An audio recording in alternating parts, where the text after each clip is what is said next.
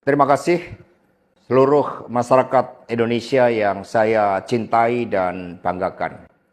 Cerita ini diawali pada tanggal 7 Mei 2024 ketika saya menghadiri pidato pemilu dan jalan kebudayaan yang disampaikan oleh Prof. Sulistyowati di UI.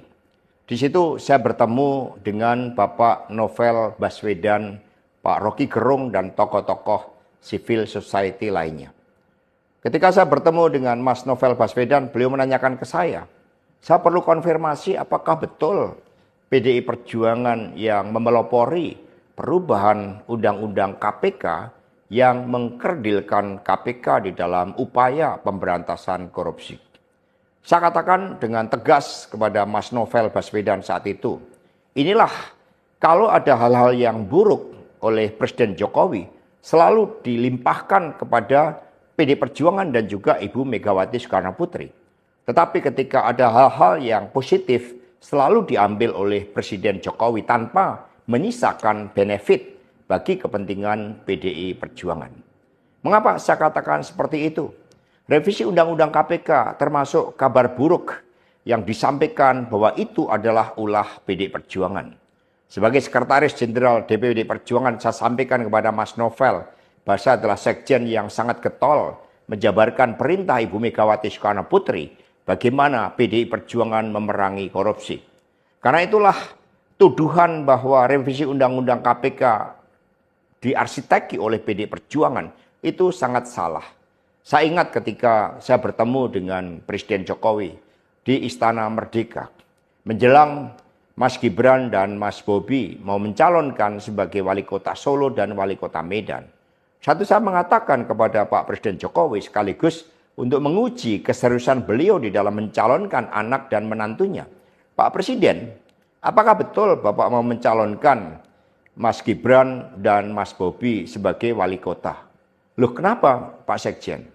Karena ketika Mas Gibran dan Mas Bobi sebagai wali kota, maka otomatis dia menjadi pejabat negara. Dan ini akan sangat rawan terhadap berbagai bentuk gratifikasi, suap, dan berbagai tindakan korupsi lainnya.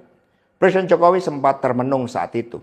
Dan kemudian dari situlah saya merasakan bahwa pertanyaan saya ini sangat mengusik perhatian dari beliau. Karena saya tegaskan bahwa ketika Mas Gibran dan Mas Bobi menjadi wali kota, maka dengan mudah akan terkena operasi tangkap tangan dari KPK dan juga aparat penegak hukum yang lain.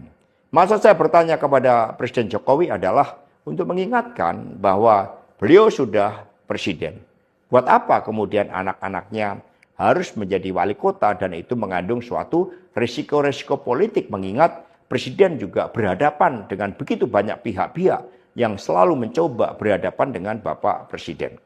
Tetapi beberapa saat kemudian saya menerima salah seorang menteri dan beliau mengatakan kepada saya bahwa sudah mendapatkan arahan dari Presiden Jokowi untuk melakukan revisi Undang-Undang KPK. Saat itu dijelaskan berbagai pasal-pasal penting, misalnya bahwa pimpinan KPK tidak otomatis bertindak sebagai penyidik.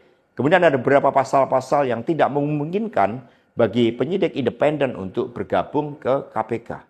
Berbagai revisi-revisi itu, karena ini adalah perintah dari Presiden, maka ya saya sarankan untuk bertemu dengan seluruh jajaran fraksi di DPR RI dan coba menggalang atas perintah dari Presiden. Nah saat itu Pak Menteri yang menjadi kepercayaan dari Pak Jokowi ini menyampaikan bahwa kira-kira akan diperlukan dana sebesar 3 juta US dollar untuk menggolkan revisi Undang-Undang KPK. Dan mengapa berjalan mulus? Karena Presiden Jokowi punya kepentingan untuk melindungi Mas Gibran dan Mas Bobi. Maka sejarah mencatat bahwa revisi Undang-Undang KPK ini dilaksanakan sebelum pelaksanaan pilkada serentak di mana Mas Gibran dan Mas Bobi berproses menjadi wali kota. Maka ketika terpilih menjadi wali kota, amanlah dari berbagai persoalan hukum karena KPK sudah dilemahkan.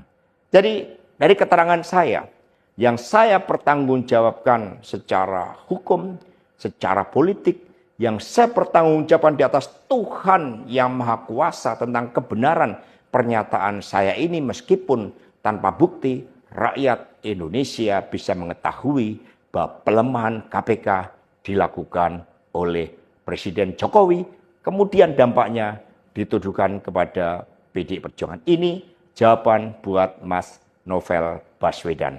Terima kasih, tegakkan kebenaran, Satyam, Eva Jayate, merdeka!